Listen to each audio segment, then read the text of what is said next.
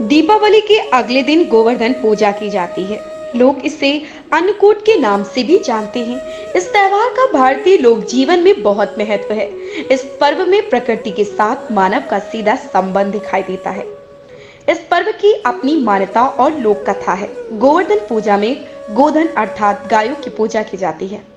शास्त्रों में बताया गया है कि गाय उसी प्रकार पवित्र होती है जैसे नदियों में गंगा। गाय को देवी लक्ष्मी का स्वरूप भी कहा गया है। देवी लक्ष्मी जिस प्रकार सुख समृद्धि प्रदान करती है, उसी प्रकार गौ माता भी अपने दूध से स्वास्थ्य रूपी धन प्रदान करती है। इनका बछड़ा खेतों में अनाज उगाता है। ऐसे में गौ संपूर्ण मानव जाति के लिए पूजनीय और आदरणीय है। गौ के प्रति श्रद्धा प्रकट करने के लिए ही कार्तिक शुक्ल पक्ष प्रतिपदा के दिन गोवर्धन की पूजा की जाती है और इसके प्रतीक के रूप में गाय की है। गोवर्धन की पूजा की झलक। जब कृष्ण ने ब्रजवासियों को मूसलाधार वर्षा से बचाने के लिए 7 दिन तक गोवर्धन पर्वत को अपनी सबसे छोटी उंगली पर उठाकर रखा और गोपिकाएं उसकी छाया में सुखपूर्वक रहे। 7वें दिन भगवान ने गोवर्धन को नीचे रखा और प्रतिवर्ष गोवर्धन पूजा करके अन्नकूट उत्सव मनाने की आज्ञा दी। तभी से यह उत्सव अन्नकूट के नाम से मनाया जाने लगा। गोवर्धन पूजा के संबंध में एक लोक गाथा प्रचलित है। कथा यह है कि देवराज इंद्र को अभिमान हो गया।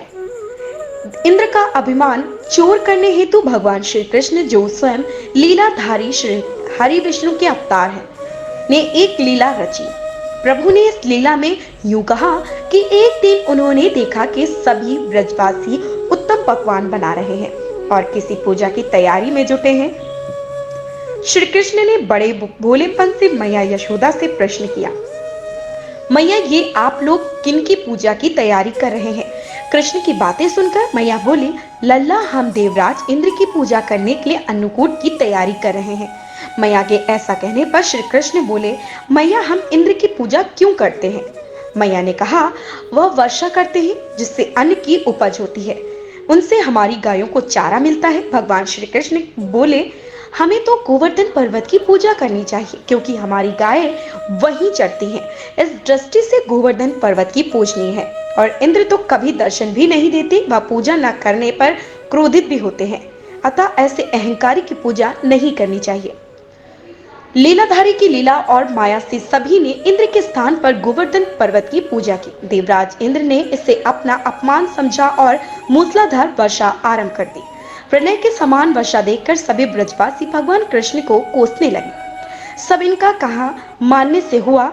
तब मुरलीधर ने मुरली कमर में डाली और अपनी कनिष्ठा उंगली पर पूरा गोवर्धन पर्वत उठा लिया और सभी ब्रजवासियों को उसमें अपनी गाय और बछड़े समेत शरण लेने के लिए बुलाया।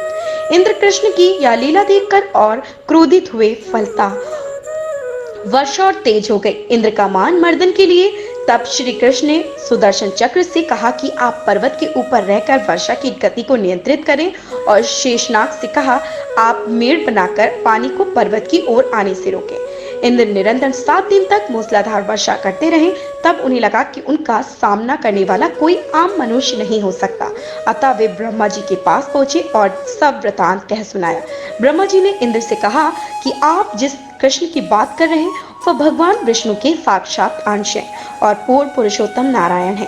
ब्रह्मा जी के यह सुनकर इंद्र अत्यंत लज्जित हुए और श्री कृष्ण से कहा कि प्रभु मैं आपको पहचान न सका, इसलिए अहंकारवश भूल कर बैठा। आप दयालु हैं और कृपालु भी, इसलिए मेरी भूल क्षमा करें। इसके पश्चात देवराज इंद्र ने मूसलाधार की पूजा कर उन्हें भोग लगाया। इस पौराणिक कथा के बाद से ही गोवर्धन पूजा की जाने लगी। ब्रजवासी इन दिन गोवर्धन पर्वत की पूजा करते हैं। गाय बैल पर इस दिन स्नान कराकर उन्हें रंग लगाया जाता है व उनके गले में नई रस्सी डाली जाती है। गाय और बैलों को गुड़ और चावल खिलाकर खिलाया जाता है।